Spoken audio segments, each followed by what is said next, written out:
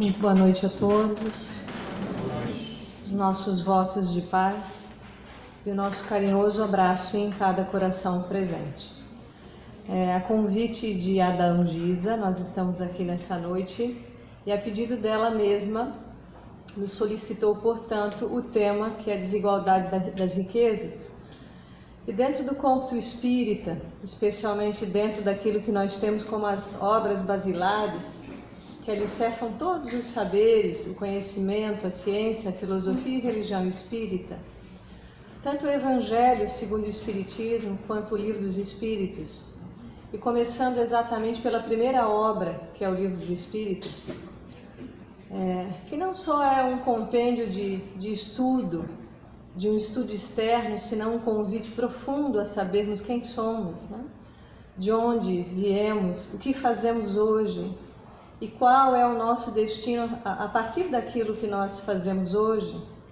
Allan Kardec traz, então, portanto, através de toda a sua ordenação, esse ensino plural, que é o que marca e avaliza a veracidade do Espiritismo para nós na Terra, que é a universalidade dos seus ensinos.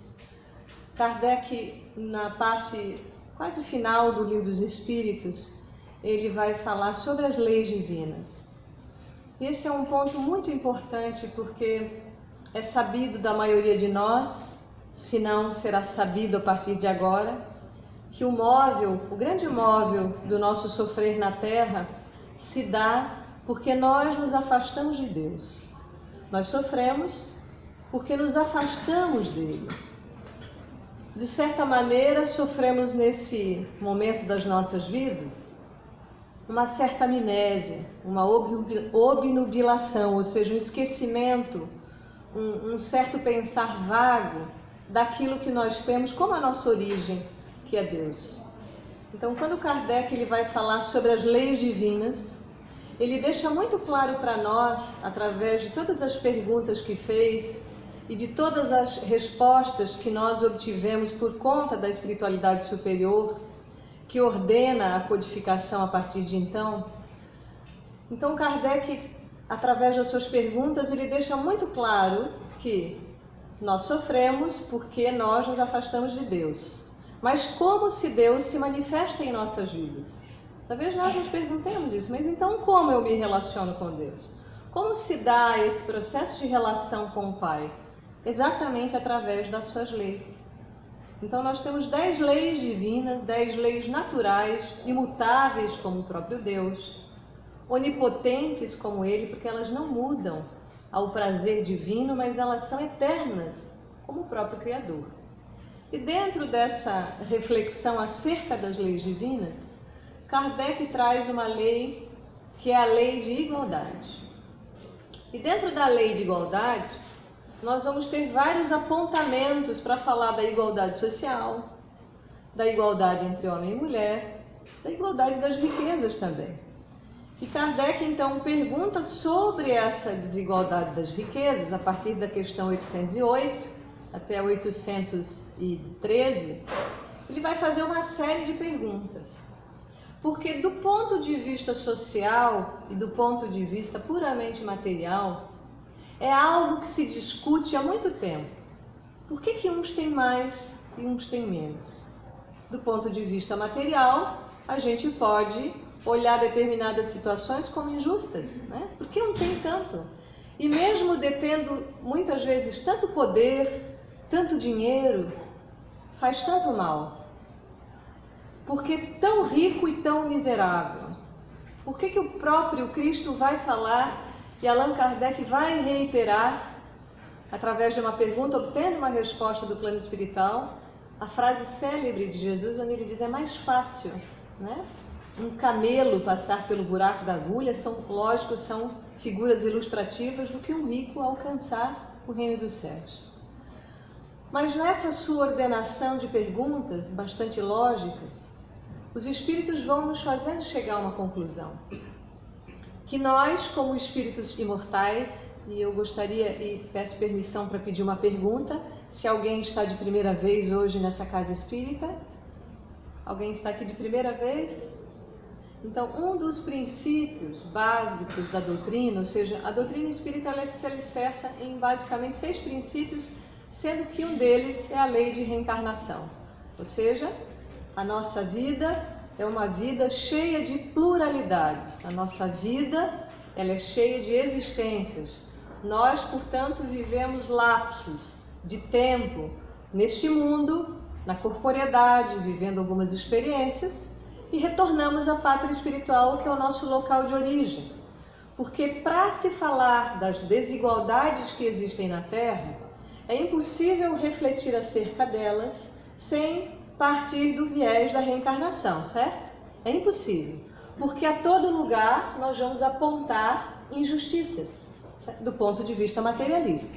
Mas se eu já acolho o pensamento de que eu sou o espírito imortal, eu sou um espírito jornadeiro, caminhante, que vem experienciando as mais variadas situações de existências, aonde numa existência eu posso deter muita riqueza, na outra eu posso ter a experiência da miséria, numa existência eu posso estar na compleição feminina como mulher, mas na outra eu posso reencarnar como homem.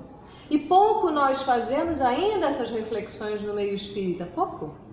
Muitas vezes a corporeidade nos toma tão profundamente que nós esquecemos quem nós realmente somos. Então, logicamente que quando Deus nos confere essa experiência de determos recursos materiais numa grande quantidade, nós somos experimentados no quê? Quando nós temos muito.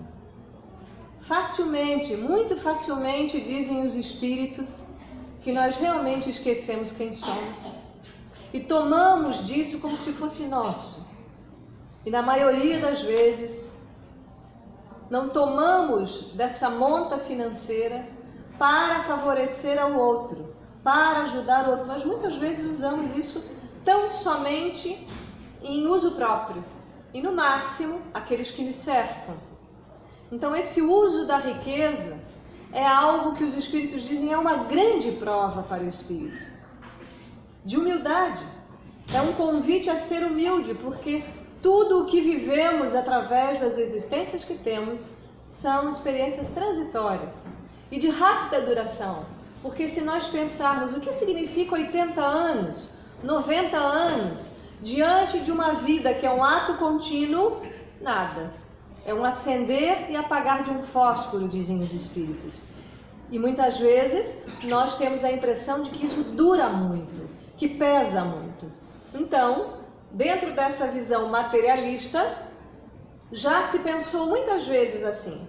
Então, se dividíssemos todos os recursos materiais, ficaria uma pequena quantidade para todos nós, habitantes da Terra. Mas logo em seguida, esse, entre aspas, falso equilíbrio retomaria novos cursos. Por quê? Há pessoas que são mais versadas na questão do empreendedorismo, como a gente escuta hoje. São mais dispostas, mais até inteligentes, com determinados recursos para multiplicar sua riqueza. A gente não vê isso. São aptidões. E os espíritos vão falar disso, que nós somos criaturas com aptidões diferentes, com formas diferentes de administrarmos o dinheiro, como muitas pessoas não têm nada e têm muita dificuldade para administrar o pouco que têm. Então, lógico, essa pretensa igualdade que se gostaria de ter no processo de divisão de riquezas não se daria por muito tempo, exatamente em função desses caracteres de cada um. Uns, novamente, iriam progredir mais rápido, iriam juntar novas fortunas, iriam criar novas coisas e logo estariam detendo uma quantidade maior, cujo objetivo sempre é, quando eu detenho algo a mais, segundo os espíritos superiores, dentro desse estudo da lei de igualdade, eles vão dizer que aquele que tem mais, e eles não falam necessariamente tem do que, mas aquele que tem mais de qualquer coisa, ele tem o dever de ajudar aquele que não tem. Então, aquele que tem mais aspectos e inteligências tem o dever moral de ajudar aquele que tem algumas dificuldades nessa área. Aquele que detém Mas recursos materiais têm um dever moral frente àquele que não tem. Mas vejamos só, quando nós falamos sobre essa ótica, cabe reforçar aqui que na visão espírita não se faz assistência social tão somente, certo? Porque senão nós corremos novamente para o viés materialista. Novamente nós vamos nos ver muitas vezes dando somente do pão, né? Da roupa, do recurso financeiro. Mas esse auxílio é muito mais do que material, porque ele precisa ser um recurso interno que eu tenho que dispor ao outro. Como espírita, nós temos um dever de fornecer ao outro um tipo de alimento e um tipo de instrução que vai tornar a vida desse indivíduo mais leve, muito mais leve do que aquela que ele tem vivido até então. Particularmente, o nosso Centro Espírita Casa de Jesus, em Balneário Camboriú, nós temos um núcleo numa região que se chama Conde Vila Verde, nas cercanias de Camboriú, da nossa cidade vizinha, onde pela nossa fundadora, Erna Schmidt, nós temos essa obra de assistência e promoção social espírita, onde são atendidas várias famílias, em torno de mais de 130 famílias. Essas pessoas recebem os seus víveres, recebem as suas roupas, mas antes disso, elas recebem isso que nós estamos recebendo hoje. Essa instrução, esse alimento para a nossa alma. Porque sempre que vou conversar nessa comunidade, e eu procuro sempre ficar muito à vontade nesse meio, porque nós não sabemos aonde nós vamos reencarnar na próxima vez, talvez nós estejamos lá na próxima vida, talvez a gente não esteja nesse país que tantas vezes reclamamos e não sabemos ainda e valorizamos essa pátria do Evangelho, esse coração do mundo. Então, em falando para essa comunidade, nós sempre lembramos que tudo aquilo que vivemos passa pela nossa programação. Nós decidimos algumas coisas de estrutura central nas nossas existências, inclusive o que diz respeito aos recursos que nós seremos detentores enquanto estivermos fazendo esse impulso reencarnatório. Mas nada nos impede de mudar a situação onde nós estamos. Isso não é um castigo de Deus. Isso não é uma má vontade de Deus para conosco. Então, ofertar um esclarecimento desse porte a alguém, muitas vezes, onde se sente uma pessoa que não é privilegiada. Alguém que recebeu um castigo, porque às vezes é assim que nós nos sentimos quando nós não conhecemos esse Deus que é bom e justo. Essas leis divinas que orquestram tudo com uma primazia, com uma perfeição que nos escapa, porque a dificuldade é nossa, por conta da nossa ignorância ainda, por nós não compreendermos todos esses mecanismos.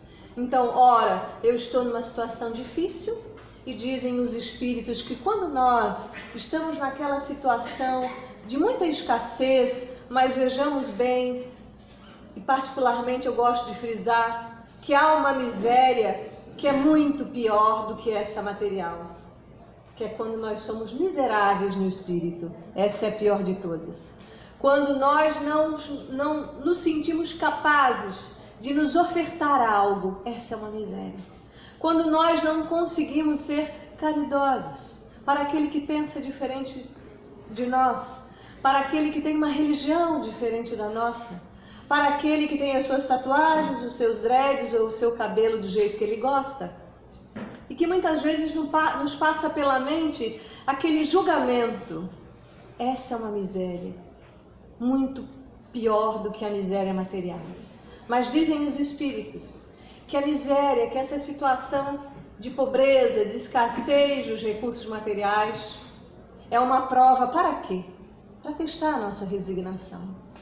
Talvez muitos de nós tenhamos vindo de situações muito humildes. Talvez muitos de nós aqui saibamos bem do que eu estou falando nesse momento, de passar às vezes dificuldades em relação ao alimento, de herdar a roupa de alguém porque os pais não têm condição, de muitas vezes querer ter o brinquedo e não pôde ter porque os pais não tinham condição. E isso é um exercício para o nosso orgulho. Isso é um exercício de resignação. Esse é um exercício de não invejar o irmão que muitas vezes tem aquilo até que gostaríamos de ter, e muitas vezes pela nossa infantilidade, onde Delfina de Girardin, ela vai falar muito bem na sua mensagem no Evangelho, né? Que muitas vezes nós desejamos a situação de uma outra pessoa que ao nosso olhar parece uma situação muito boa.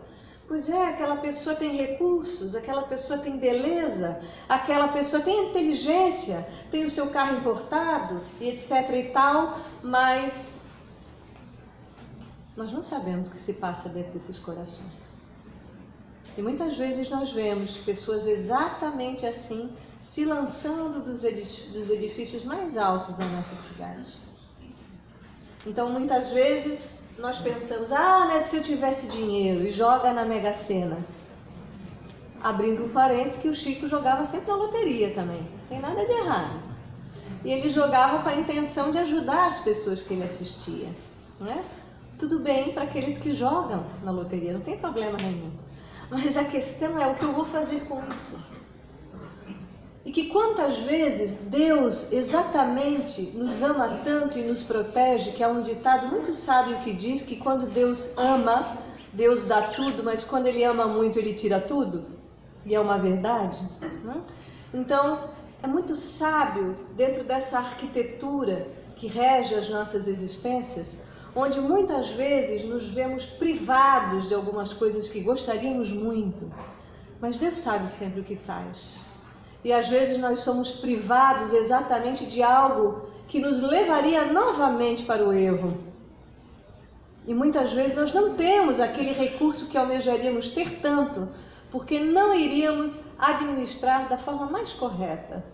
Então nós transitamos, ora nesse momento de abundância, ora no momento de escassez, exatamente para que a gente faça esse treino e desenvolva uma atitude interna de claridade, de consciência, porque nos perdemos muito no curso da vida, da existência física, porque nós nos confundimos com aquilo que Deus nos empresta. Nós realmente nos achamos dono. Nós achamos que somos dono. Achamos que somos dono do corpo. Por um tempo, sim. Mas é um empréstimo. Deus, dentro desse processo de arquitetura divina, nos oferta o primeiro bem material. Nosso primeiro bem material é o quê?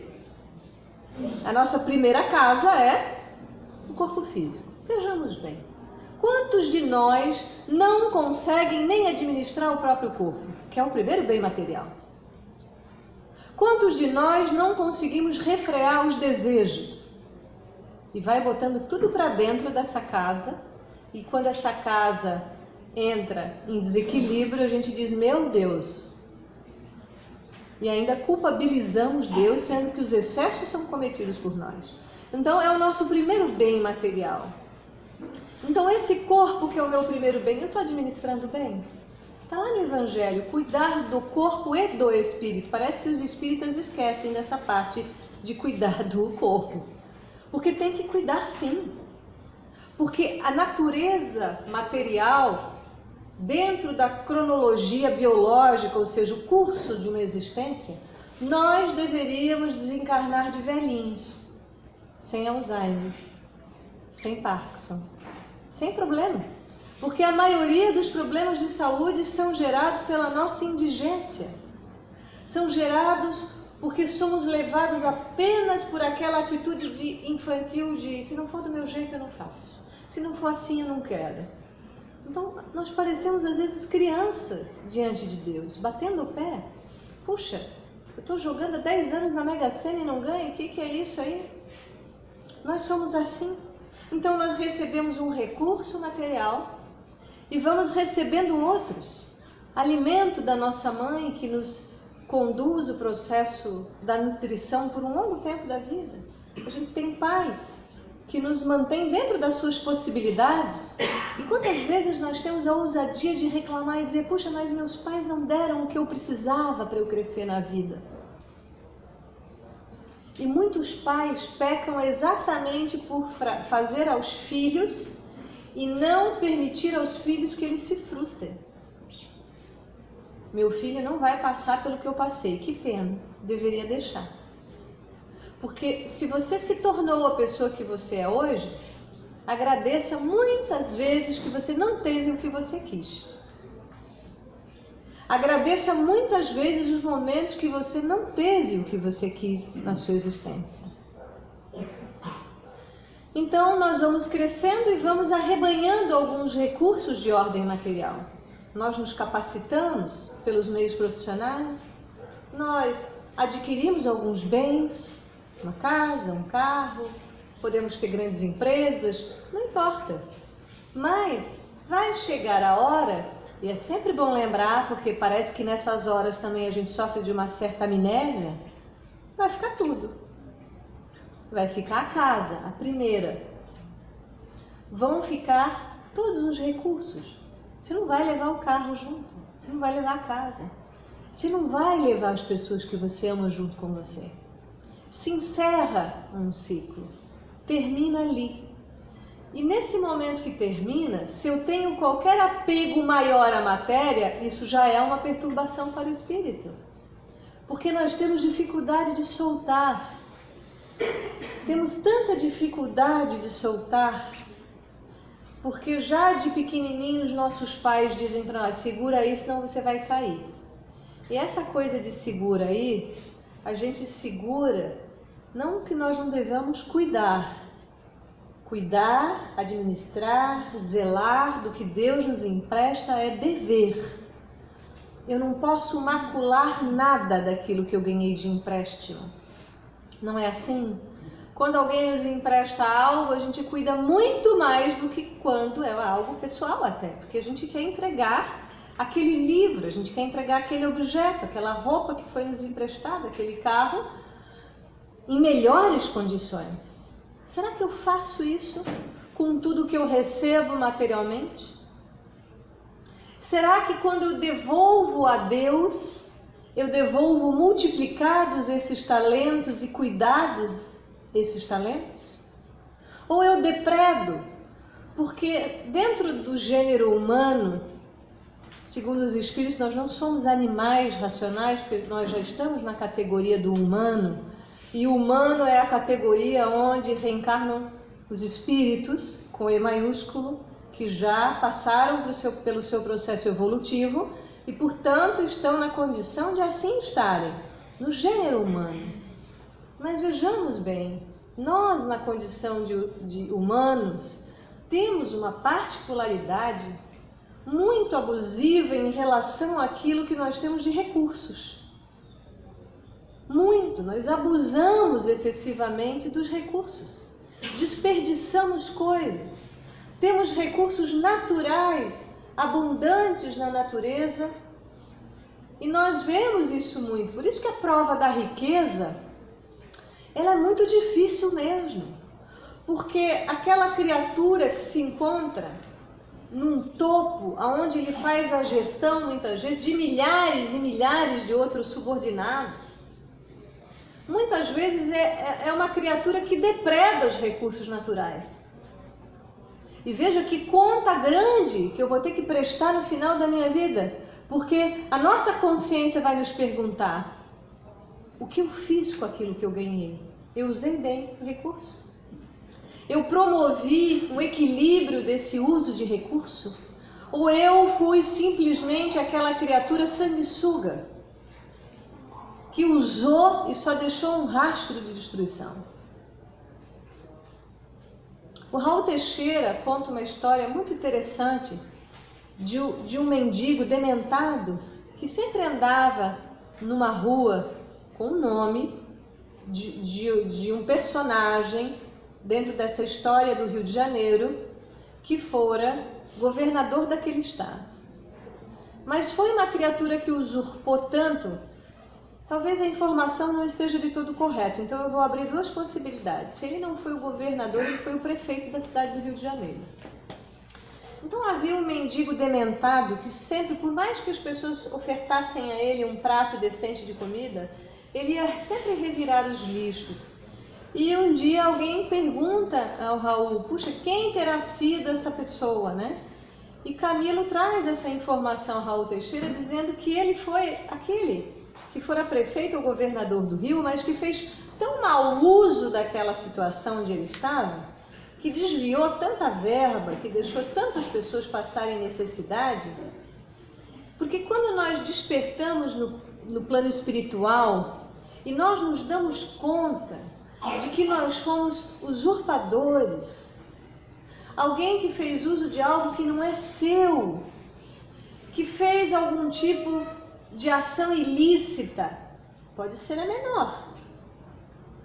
A nossa consciência, quando nós despertamos no plano espiritual, isso é um choque tão grande que pode levar temporariamente o espírito a uma condição dementada. E ele pode reencarnar, inclusive, nessa condição meio dementada, porque o choque é muito grande.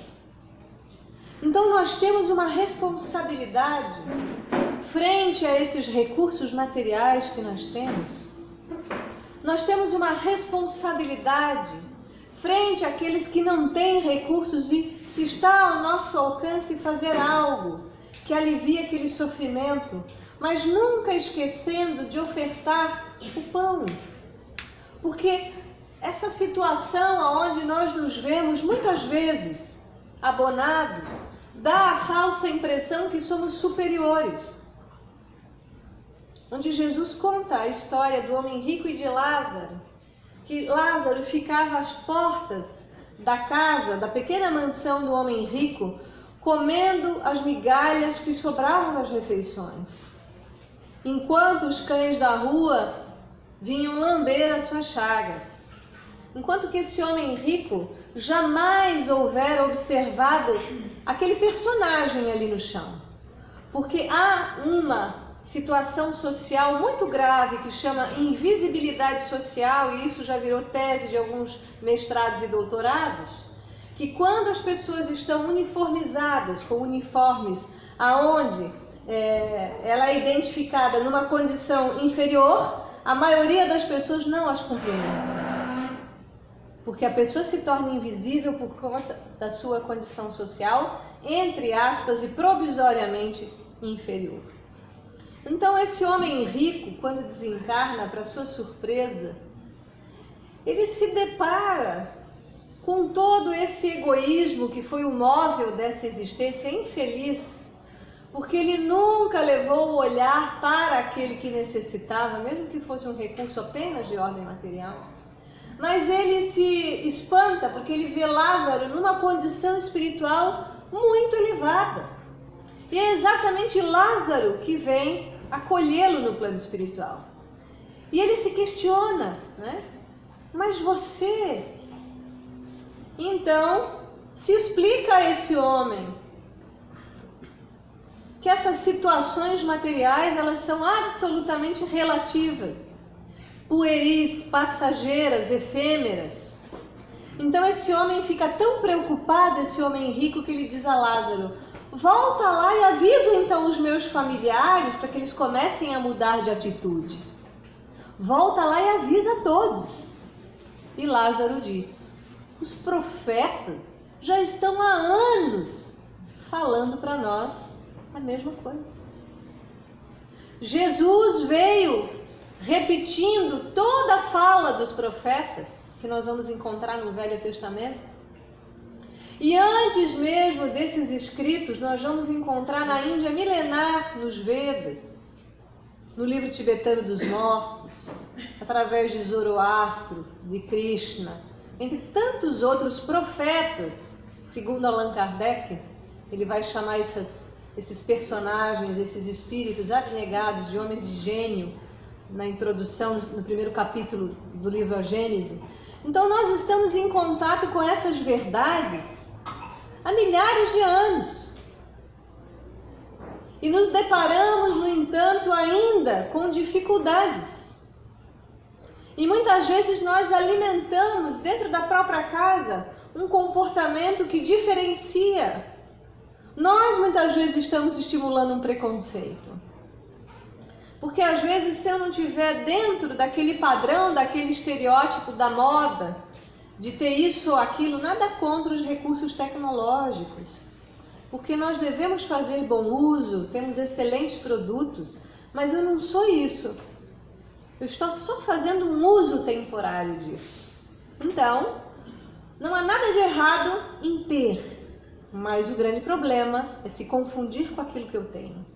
Então, a ordem divina mantém realmente tudo em ordem. As leis divinas mantêm tudo no lugar certo. Então, nós podemos nos perguntar, e eu hoje estou no lugar certo?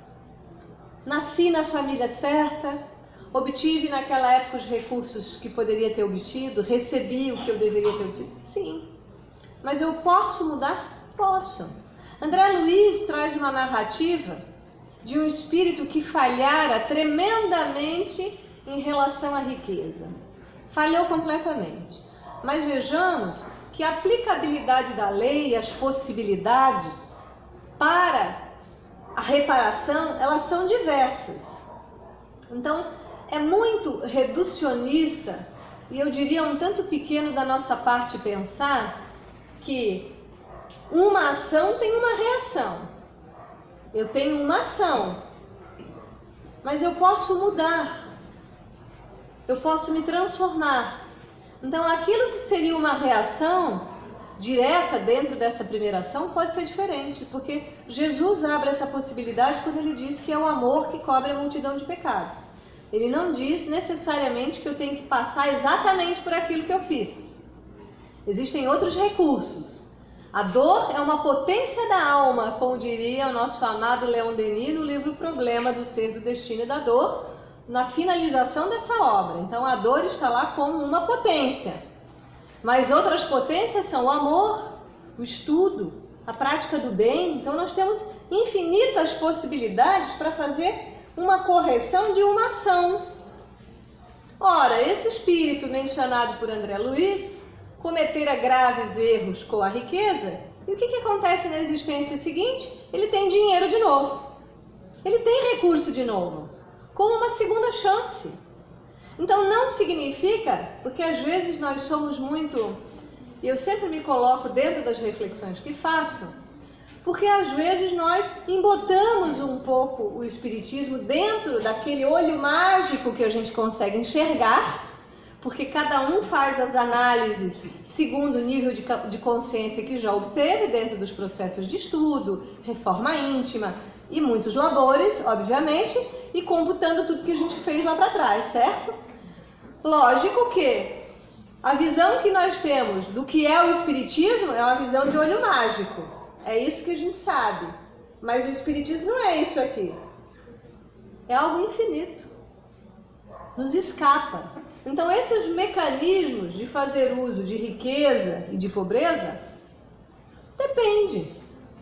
Porque nós vemos muitas pessoas também na situação dessa pobreza material extremamente orgulhosas, com muita dificuldade de acolher aquela situação. Não é confortável. Porque nós devemos ser empáticos com qualquer pessoa. O empático é aquele que se coloca no lugar, é aquele que não julga. Mas, como nós estamos aqui numa situação de várias reflexões acerca do tema, então nós vamos observar pessoas sem resignação nenhuma, reclamando de Deus. Por que eu? E toda vez que nós usamos essa narrativa do porquê eu, nós estamos nos achando muito especiais. Nós estamos nos achando muito diferentes. E a pergunta que eu deveria fazer é por que não eu? Por que não comigo? Porque nós achamos que a dor de dente só dá no vizinho? Nós achamos muitas vezes que a perda passa só ali do outro lado? Nós sabemos o que vai nos acontecer logo ali na frente? Nós não sabemos. Então o Espiritismo vem mais do que uma vitamina para robustecer essa fé que é tão titubeante, essa fé que às vezes, na hora em que nós nos vemos diante de um revés material, onde muitas vezes nós lutamos muito para conseguir algo e de repente, como eu falei há pouco, quando Deus ama, Deus dá tudo, mas quando Ele ama muito, Ele tira tudo. Então, às vezes, essas leis divinas, elas vêm e nos destituem de algo. E se essa fé, ela não está bem fortalecida na minha intimidade, eu posso por um momento questionar. E a Deus nós não questionamos nunca. A gente sabe que Deus, quanto a nós, tem desígnios assertivos, mas para Deus está toda a misericórdia. Então, muitas vezes nós esquecemos que às vezes aquilo que nós estamos passando poderia ser pior, poderia ser uma perda maior. Mas, no entanto, pelo meu bom comportamento, pelas coisas boas que eu já fiz no caminho, eu posso estar passando por uma situação menor. Mas nós, muitas vezes, nos achamos os injustiçados. Chico Xavier, num determinado momento da sua vida, ele recebe um querido amigo que chega a ele aos prantos, porque se via numa falência, né? E depois de consolar esse amigo, obviamente, ele chama os seus colegas e diz: meus irmãos, vamos dar os parabéns para o fulano de tal. E ele ficou sem saber, parabéns? Eu estou entrando numa falência total, perdi tudo que eu tinha, vamos dar os parabéns para o fulano. Porque ele está quitando as suas dívidas. E eu confesso a vocês que essa tem sido uma lição que tem me acompanhado. Porque algumas vezes nas perdas nós temos que pensar: obrigado, Senhor, devo estar quitando uma dívida. Mais uma. Né? Porque se pensarmos nesse curso de reencarnações, certamente nós destituímos um ou outro, nós nos apropriamos indevidamente. Nós passamos por essas experiências também. E muitas vezes nós vamos nos ver em privações, para não nos revoltarmos contra Deus, porque esse projeto divino para nós não tem falha. Deus é bom, Deus é justo. Se algo é retirado das nossas vidas, isso só tem uma função: nos tornar melhores aonde nós não somos ainda. Não é para gerar mais revolta. E exatamente quando nós nos vemos numa situação apertada, difícil, como diria Jesus, passando por aquela porta estreita, as nossas inteligências parecem que borbulham, não? Nos momentos difíceis a gente vê grandes invenções. Nos momentos difíceis nós vemos sair de dentro de nós uma força que desconhecemos. Nós vemos sair de dentro de nós algo que se a situação continuasse estável e amena, provavelmente nós não nos descobriríamos com essa potência. Então são exercícios. Vamos transitar por várias experiências. Vamos viajar por muitos povos. Vamos ocupar muitas personalidades ainda, e que nós possamos talvez levar de hoje, nós todos, uma reflexão: o que eu faço com aquilo que Deus está me dando nessa vida? O que eu tenho feito com isso? O que eu faço com tudo aquilo que eu disponho materialmente? E como eu me relaciono com aquele que está numa situação diferente da minha? Não é pior, porque às vezes nós achamos que ser pobre é pior. Não é isso que nós entendemos em Espiritismo, é uma situação diferente. Mas há muitas pessoas muito bem financeiramente, mas que estão muito piores na sua intimidade.